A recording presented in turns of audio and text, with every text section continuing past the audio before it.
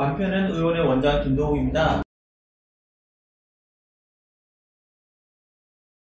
아마도 처음보다는 조금씩 더 다양한 포맷을 가지고 여러분들을 찾아뵐 예정이오니 꾸준히 구독해 주시고 또 좋아요도 눌러주세요. 오늘 말씀드리고 싶은 내용은 우울증에 관한 내용입니다. 아마 정신과적 질환이라고 하면 가장 많이 알려지고 흔하게 알려져 있는 것들이 우울증이기 때문에 우울증에 대해서 조금 더 구체적으로 말씀을 좀 드리고 싶습니다. 다음 주에는 우울증을 예방할 수 있는 방법, 요즘 비타민이나 여러가지 것들을 많이 드시기 때문에 그런 것들에 대해서 조금 더 알려드리고요. 우울증 약제에는 최신 우울증 약제는 어떤 것들이 있는지 또 어떻게 치료받는 것들이 가장 좋은지 내용을 좀 알려드리도록 하겠습니다.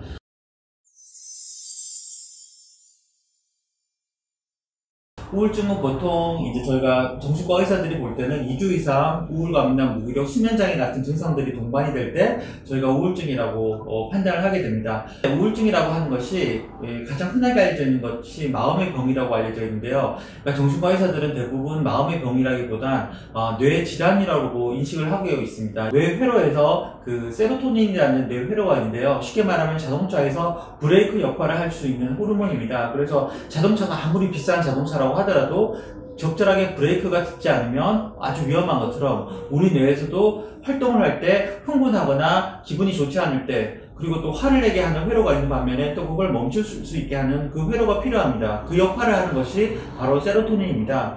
그래서 그 세로토닌이 얼마나 잘 작용하느냐에 따라서 뇌의 건강이라든지 모든 것들이 작용이 되는데요.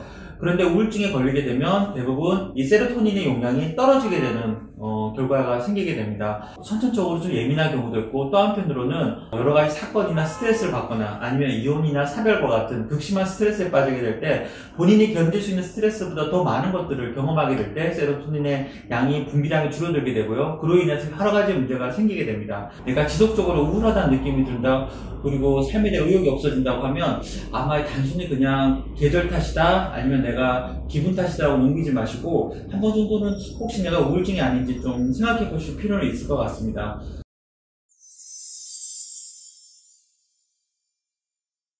우울증이 이제 본격적으로 심해지기 전에는 전조 증상이 오게 되는데요. 전조 증상에는 어떤 게 있냐면 보통은 삶의 기능이 떨어지는 부분이 나타납니다. 예를 들면 학생 같은 경우 왠지 짜증이 많아지고 그리고 주변 친구들이 사소한 얘기도 화가 나게 되고 그리고 학교에 가기 싫어지고 그래서 학교에 잘 갔던 학생이 어느 순간 짜증을 내면서 학교를 안 간다든지 또 주부 같은 경우에는 집에서 이제 살림을 잘 하는데 갑자기 이제 설거지를 하다가 그릇을 집어 던진다든지 짜증이 나고 화가 나게 되죠. 특히 아이를 돌보다가 갑자기 소리를 지른다든지 그러고 나서 소리를 지르고 나서 아이한테 미안해서 이제 혼자 운다든지 그런 얘기를 외래에서 워낙 많이 듣고 있기 때문에 그런데 만약에 그런 부분들이 생리 때 일시적으로 나타나는 것이 아니라 지속적으로 나타난다 그러면 우울증으로 좀 생각해 보시는 것도 필요합니다. 그리고 직장인 같은 경우에는요, 일을 잘 하시던 분이 갑자기 멍해지면서 집중력이 떨어지고 사람들에게 어울리기 싫어지고 그리고 일이 싫어지고 그만두고 싶다는 생각이 갑자기 솟구치는데 이게 그냥 일괄적으로 오는 게 아니라 지속적으로 점점 심해진다고 한다 그러면 아마도 우울증이 오고 있지 않는가 한번 생각해 보실 필요는 있습니다. 그래서 뭐든지 다 우울증이다, 만물 우울증이라고 생각하실 필요는 없는데요. 대신에 삶의 기능이 점점 떨어지고 있다고 생각을 하시면 우울증이라는 부분을 한번 짚어주실 필요는 있습니다.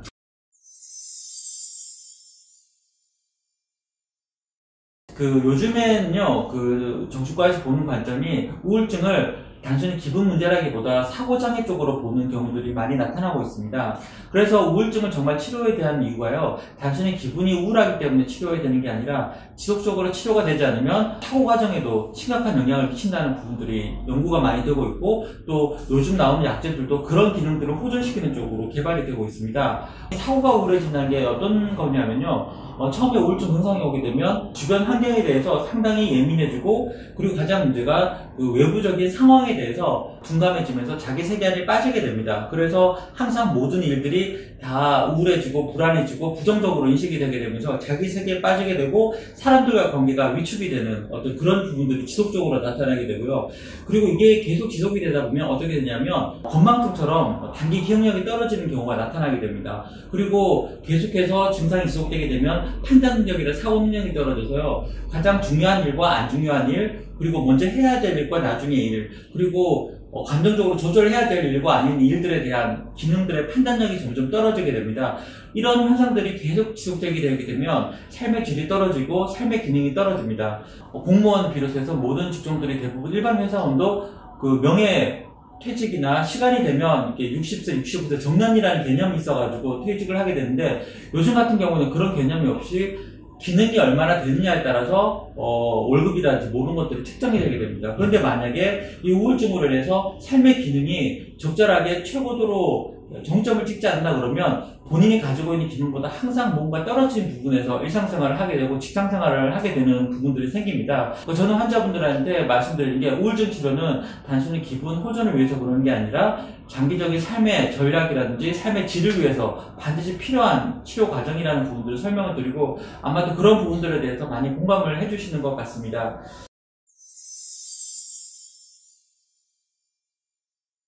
최근에 우울증에 대한 진단적인 부분들이 많이 달라지게 됐는데요. 제가 이전에 쭉 보여드렸다시피 정형뇌파라는 기계가 있는데요. 아마 그 부분을 찍어보면 우울한 부분이 어떤 부분인지 좀 파악을 할 수가 있습니다. 그러니까 저희 병원에서 그 우울증을 있는 분들을 찍어보면 대부분 어떤 파형이 나오냐면요, 그 델타파라고 해서 뇌의 가장 미성숙한 부분을 보여주는 파형이 있는데, 이 부분이 파랗게 나오는 경우가 많이 있습니다. 이 부분 의미하는 것들이 우울증 있으신 분들이 자기 감정을 충분히 표현하기보다 많이 누르고 억제할 때 나타나는 부분들인데요. 그래서 아마 우울증을 가지신 분들이 대부분 오랜 기간 동안 자신의 감정을 표현하는 부분들을 잃어버렸을 때 나타나는 하나의 증상일 수도 있지 않을까 생각이 됩니다. 아마 그런 부분 찍어본다 그러면 나의 감정적인 상태를 평가하는 데 도움이 됩니다. 그래서 막연히 힘들다라고 하는 것보다는 그런 것들을 통해서 주변 사람들에게 내가 이런 부분이 힘들다고 구체적으로 보여줄 수 있는 하나의 좋은 예가 될 수도 있습니다. 저희 병원에 처음에 오시면 원하실 경우에는 저희가 심리 검사를 하게 됩니다. 그런데 심리 검사를 하면요, 다른 어떤 것보다 인지 검사를 하게 되는데, 그 중에서 인지 검사 영역이 요즘에는 4가지 영역으로 보통 나눠져서 평가표가 나오게 됩니다. 단기 기억력, 집중력이 한 영역이고요. 그리고 언어적인 부분들, 그리고 지각 영역들, 그리고 처리 속도로 나눠져 있는데, 이런 부분들을 보다 보면 지속적인 우울감으로 해서 뇌의 어떤 부분이 어느 정도 손상되어 있는지 평가를 하는 데 도움이 됩니다. 그래서 요즘에는 그 환자분들한테 막연하게 우울하기 때문에 치료를 받으세요 그렇게 얘기를 하면 사실 먹히지가 않는 경우가 많이 있습니다. 정형뇌파를 통해서 그림을 보여드린다든지 수치적으로 이제 설명을 해드리면, 이제 검사를 받거나 진료를 받으시는 분들도 내가 막연히 우울한 게 아니라 이런 부분들에서 기능이 손상이 있었다는 걸 이해를 하시게 될 때 오히려 치료가 훨씬 더 잘 되고 투약에 있어가지고 약물을 꾸준히 드시는 복용할 수 있는 가능성도 많이 높아지는 것 같습니다.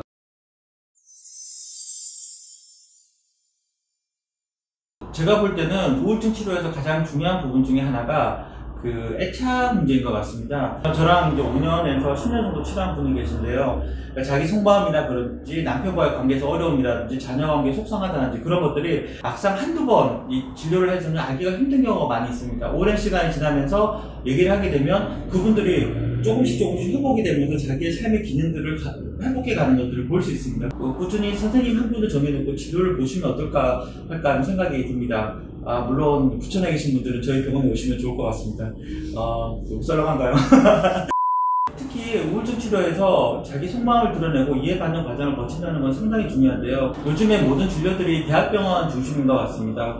제가 뭐 어떤 대학병원이 어떻다 또 아니다 그런 문제가 아니라, 사실은 대학병원이라는 진료 자체가 상당히 예약 기간도 길고요, 대기 시간도 길게 됩니다. 그렇게 되면 충분한 면담을 하거나 아니면 자기가 원하는 부분들을 표현할 때 또 심리검사를 하더라도 1, 2개월 기다려야 되는 경우가 상당히 많이 있습니다. 아마도 이런 부분들을 생각했을 때는 적절한 시간에 자기가 원할 때 진료를 받을 수 있는 동네 의원이 정신과 치료에서는 더 적합하지 않을까 하는 생각이 듭니다. 마음 주치의라고 하죠. 그래서 자기가 힘들 때 찾아볼 수 있는 근처에 선생님 한 분을 두시고 꾸준히 얘기를 해나가면서 또 때로는 약물 치료를 받아가면서 진료를 하신다 그러면 아마도 조금 더 만족스러운 진료가 생길 수 있지 않을까 하는 생각이 듭니다. 우리나라 정신과 환자 유병률이 5% 정도거든요. 거의 200만 명이 육박하는 수준이 됩니다. 그래서 절대 적은 수치가 아니고요. 또 치료받지 않는 분들까지 포함한다 그러면 상당히 많은 분들이 우울감으로 고생을 하고 계시는데, 우울증으로 진단받은 환자분의 10에서 15%가 자살을 실제로 시도하고 또 성공한다는 안타까운 보고들이 있습니다. 이런 부분들을 볼 때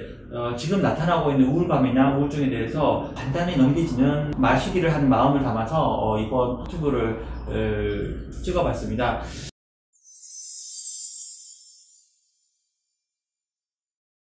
우울증에 걸렸다고 얘기를 하면 보통 어떻게 얘기를 하냐면 마음의 병이라고 하기 때문에 힘을 내라, 정신 차려라, 왜 그렇게 나약하게 세상을 사느냐 하는 말을 듣는데, 사람이 태어나자마자 어떻게 인식을 하냐면 외부 자기 몸이 다 조각나 있다고 느껴요. 태어나자마자 아기는.